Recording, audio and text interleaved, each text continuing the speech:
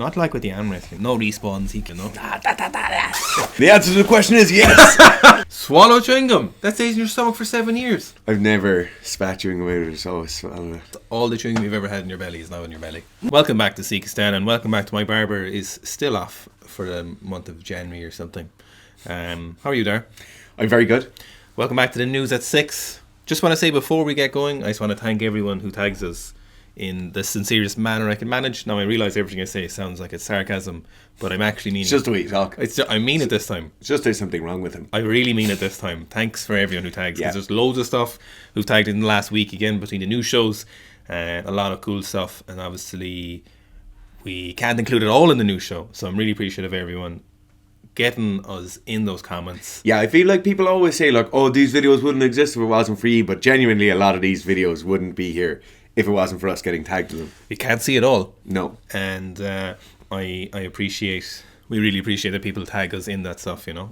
Not only is it good for obviously the Instagram algorithm, but it's also just I like that people see a video and they're like, oh, I'd love to hear the lads talk about this, or the lads appreciate that. So I do appreciate that.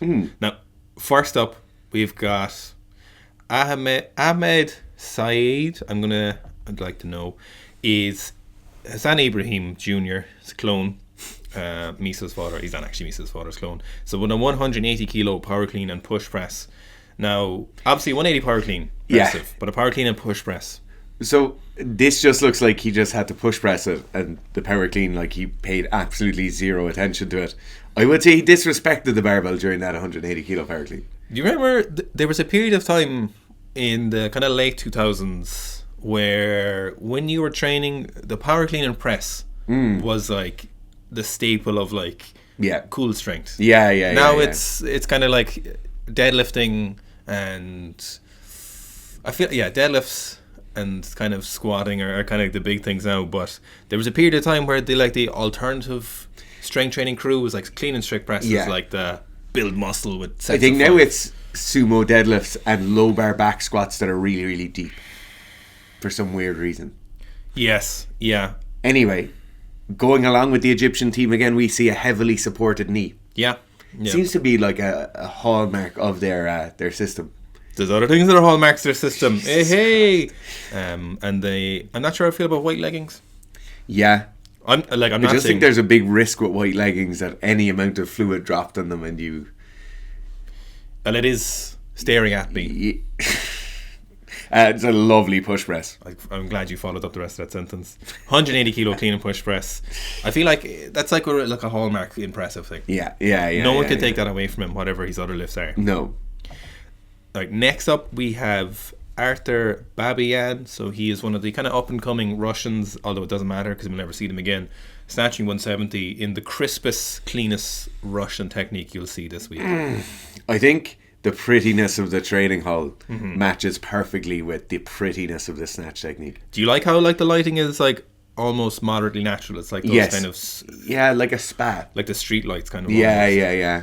The one thing I don't like about this video is the changing of frame size and then going to slow motion during one piece of it. No, my god, I hate that. Would you just let the video play all the way through? Yeah, the 170 snatch speaks for itself. The angle doesn't even matter for me. Like, this is actually a pretty good angle to watch snatches from. Obviously front on from 45 degree at the same side would be even better, but the changing of like frame and then going to slow motion just at the point of extension, hate it. Yeah, I am not a fan of it. I just want to see that 170, that sweet 170 snatch. It's not even a pet peeve for me at this point. It's like a fully domesticated, farmed peeve. Are you like investing in government lobby groups to get it out of Instagram and stuff? Yes, yeah. I'd like if there's a piece in the algorithm where the more jump cuts you had and the more changes of frame rate you had, the less it would be shown to me. Well, I don't mind it on other videos, but I do on lifts. I just want to see the lisp, not the lisp. There's actually a nice little 160 snatch in his story as well while we're on Artur Babian. He's a slightly better snatcher than he is. Actually, no, there's 215. I didn't see this. Oh my god, at 99 kilos, so he's as nice and even out. So 215, incredibly crisp Russian jerk as usual. So a great lift. Oh my god, that jerk is so much nicer than the clean. Very, very early 20s. Okay. So I think he did European Juniors maybe 2 or 3 years ago. 2 years ago. So there's that. That's that's the same one. But here's a nice little 160. Kind of like He has a countdown timer on Girth. Do you know what that countdown is for? Where's that? Go back to the first one. 28 days. I'm not really sure, to be honest. That could be anything. Anything. It's certainly not an international competition outside of Russia, anyway. If you do know, if you put it in the comments, it would be great. Maybe it's Russian nationals or something. Could be. Yeah. Now we have Guy Malheiros, is a CrossFitter, clean and jerking 179 kilos at the Wadapalooza CrossFit competition. The Wadapalooza. Hey! There is certainly no WADA at this competition if you've watched any of the competition. Everybody's in phenomenal shape. It's very nice. There's certain things about CrossFitters clean and jerking that I really actually do like. Yeah. There's certain elements that I obviously don't like. The toe straight forward in the pull, I really like. I think it comes from them not usually wearing weightlifting shoes and having to have their feet in a better position. So that nice toes forward position, and then, as we've spoken about many times before, the strength and the aggression of their lockout. It's just, it's unrivaled.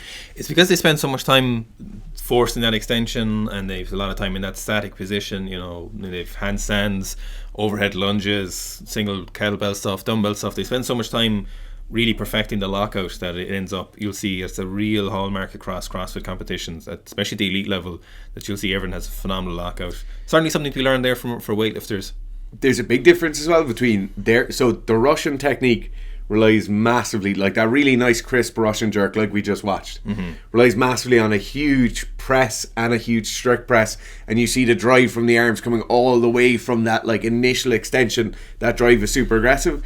The CrossFitters' strength is in their just terminal lockout, so you'll see there's almost no pressing with the arms, they just drop underneath it, and does make for a very pretty jerk sometimes. It does. It works until it doesn't work. The one thing I don't understand, that I was watching Wadapalooza last night, they had a heavier, they'd like max 3 rep max overhead squat, then 2 RM front squat and 1 RM jerk, that most people weren't wearing weightlifting shoes. Now I understand that you actually have to train your weightlifting in CrossFit in normal shoes, because it can be in a workout and you're doing other things and you don't want to be wearing weightlifting shoes.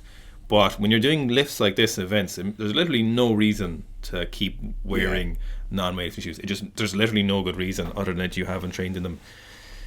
But a very nice clean jerk. On the point of wearing weightlifting shoes, do you remember the old video of Matt Fraser snatching all-time snatch PB? Yes. Wearing those Adidas weightlifting shoes with the red heel, and he had his shoes open. I do. Have you read the comment section of that video? No, I don't want to. So Matt talks about how it was CrossFit made his all-time PB better than his snatch PB when he was in the Olympic Training Centre. Right. And then the comment section is a load of people talking about how CrossFit was better, not due to the fact that there's zero drug testing. Right. This video right here. Oh, I know the video. Yeah.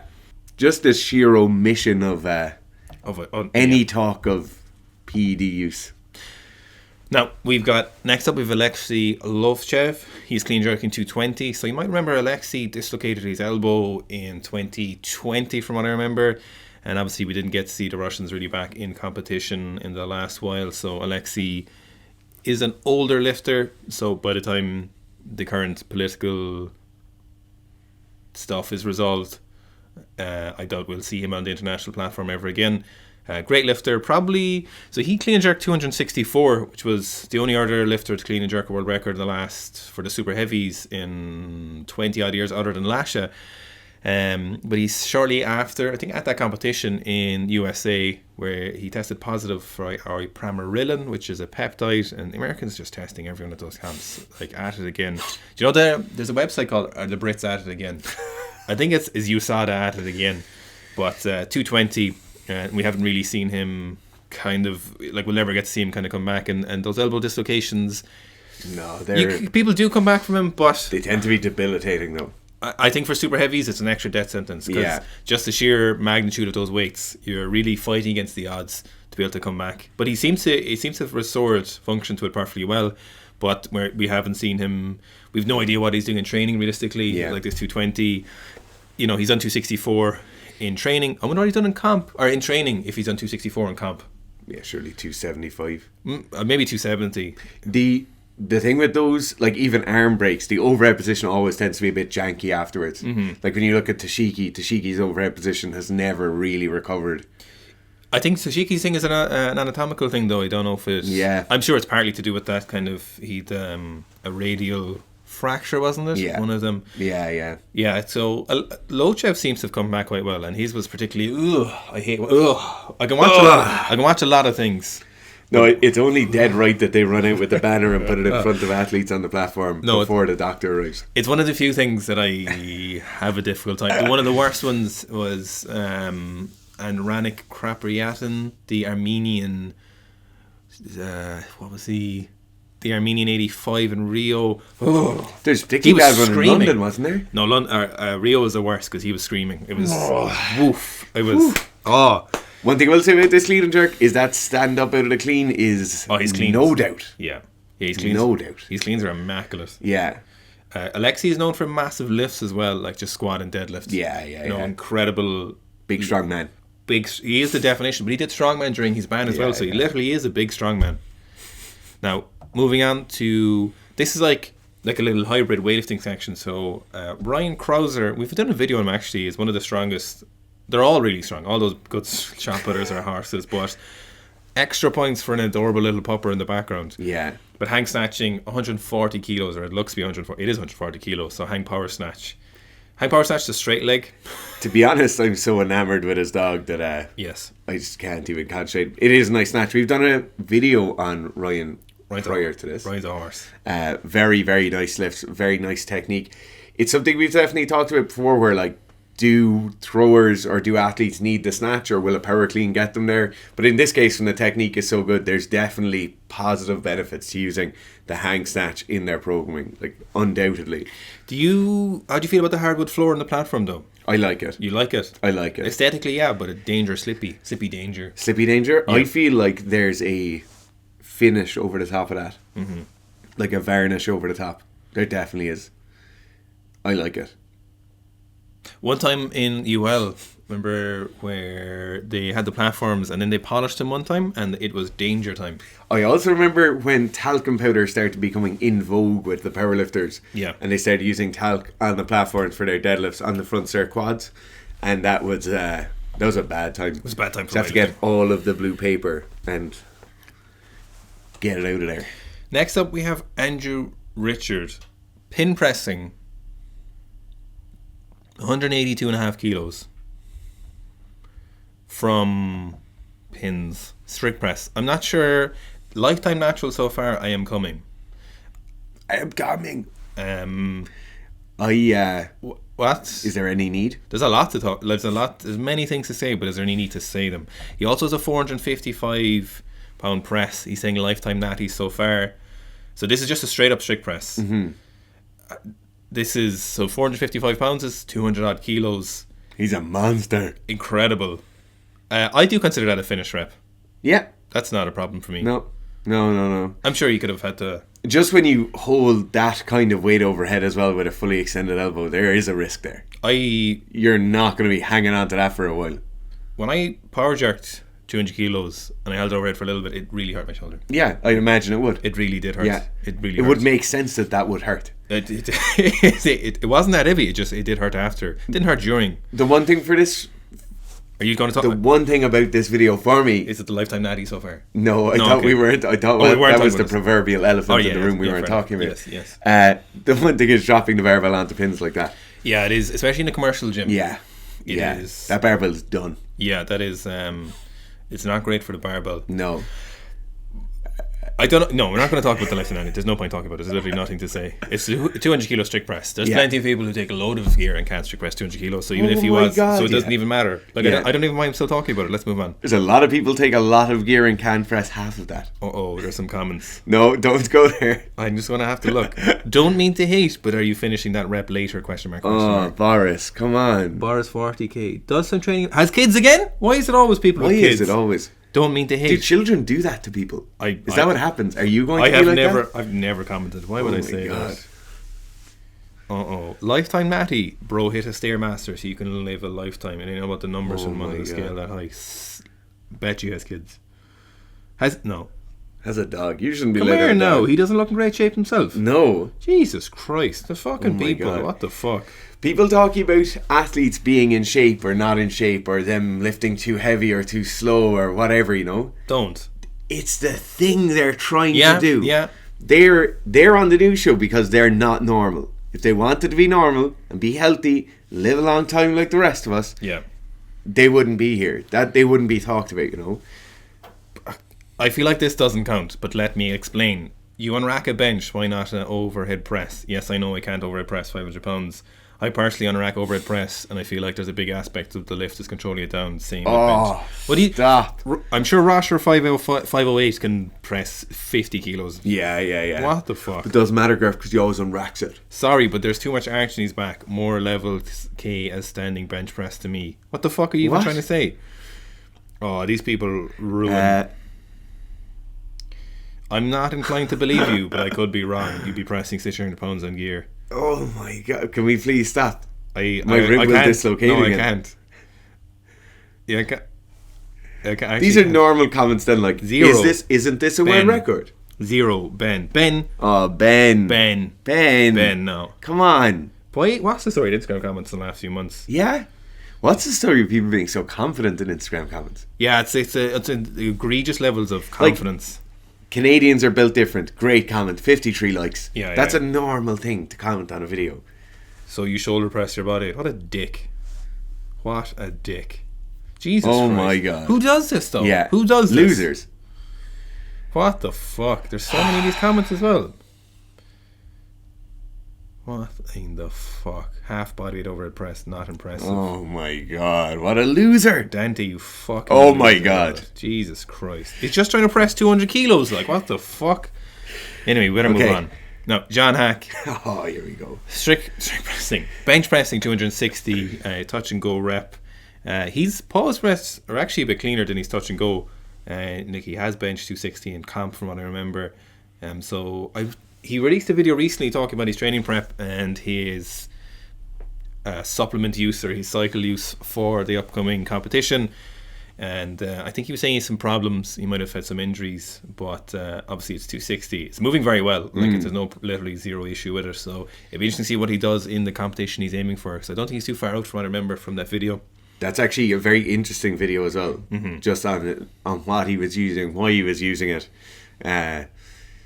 Yeah, very interesting video for anyone who's interested in that kind of in that area of strength training. Go and watch that video. Mom, he's benching my deadlift again. Not a real rep. Have pants on. How do you even call that a bench when you're wearing pants? That's just homosexual. trolling. No, it's funny.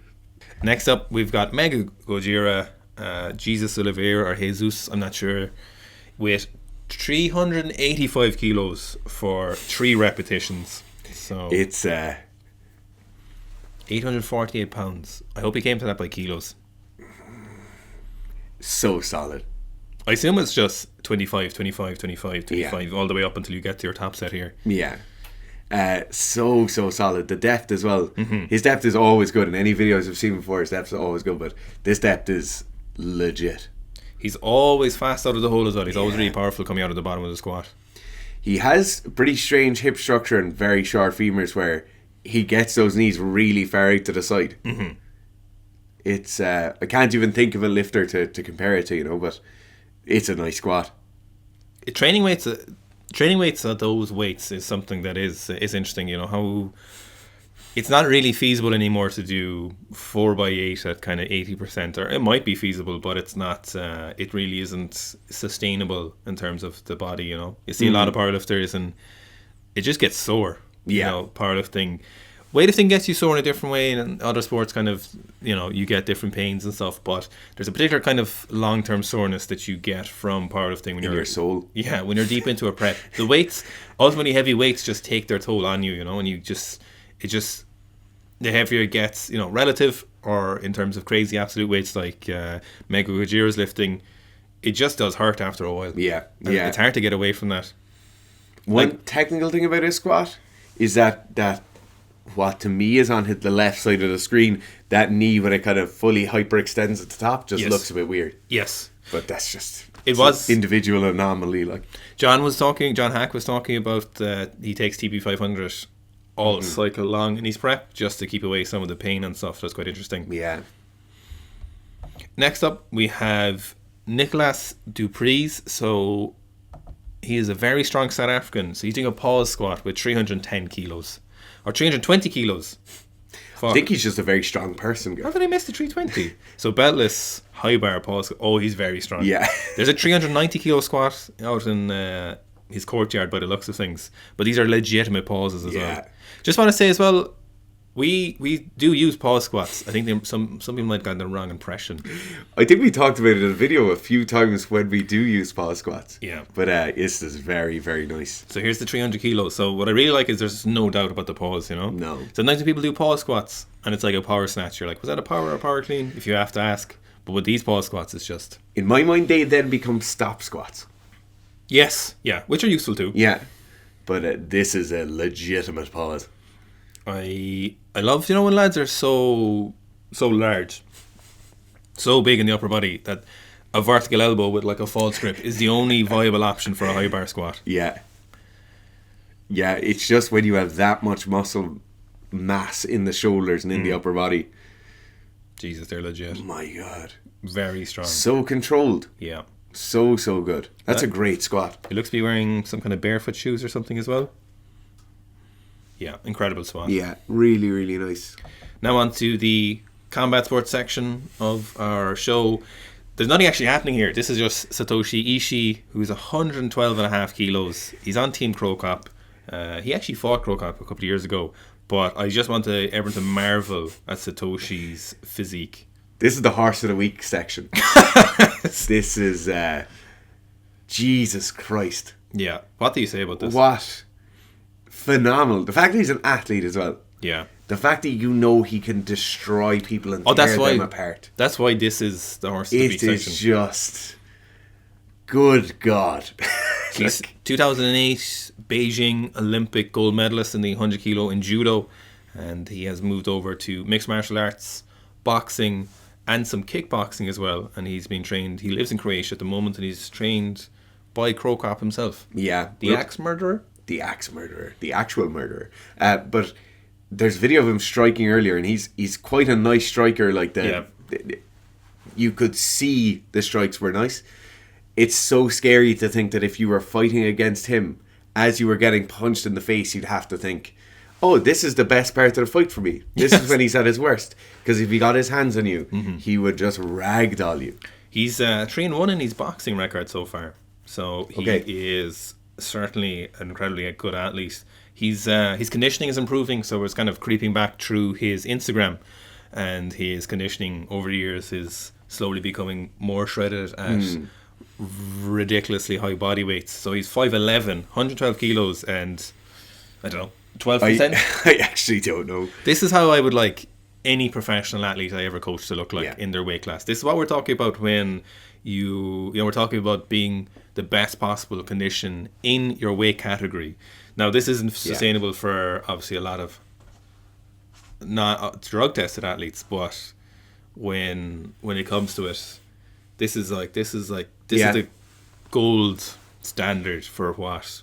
This is platinum standard. Yeah. This is what you'd want everyone. This is the flagship model of human. If we were running a sports team, an international sports team, Team Sika, and the government, whoever, if whatever country was like, we really need to get some medals in judo this year, lads. Yeah. It's really this important. Is what they would look like. Yeah, they were like, the political aftermath doesn't matter, lads, but the medals matter now. This is what all of those judo athletes would look like.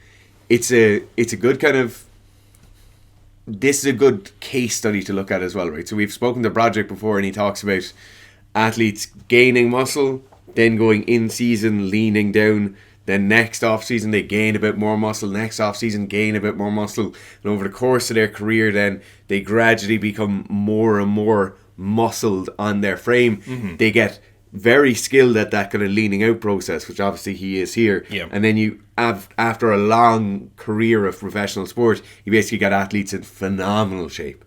Obviously, in non-enhanced sport, that's a lot more difficult because you have that degradation with age. But for most professional athletes, you get this extremely muscled and lean frame. Yeah, it's kind of like a skill that they retain and they seem to improve upon. You know, the absolute weight of their body weight doesn't change, but their fat-free mass and their adipose tissue does change positively over the course of their career when they're diligent athletes. So, moving on to a similar horse.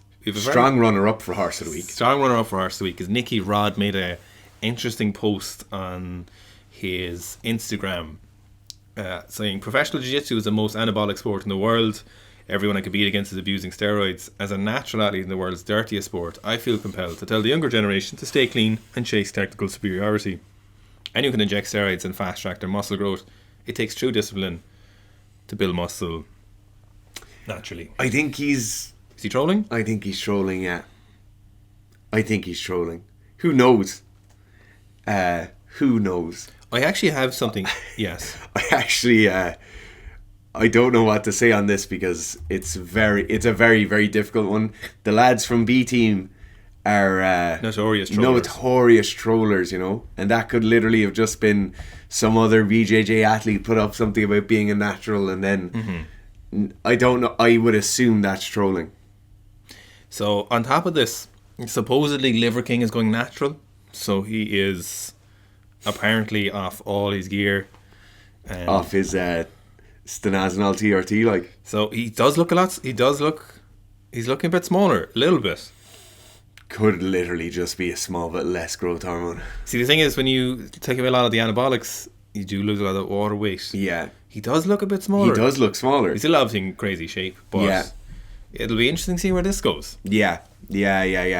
I feel like everyone will just be lied to again. A lot of people will believe it. Like, does natural mean TRT? Yeah. Or does it mean...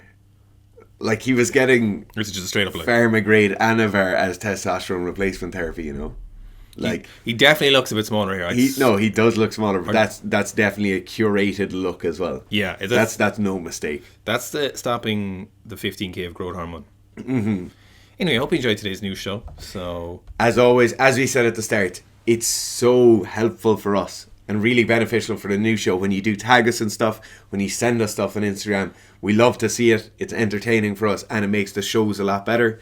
So if you could keep on keeping on, we really appreciate it.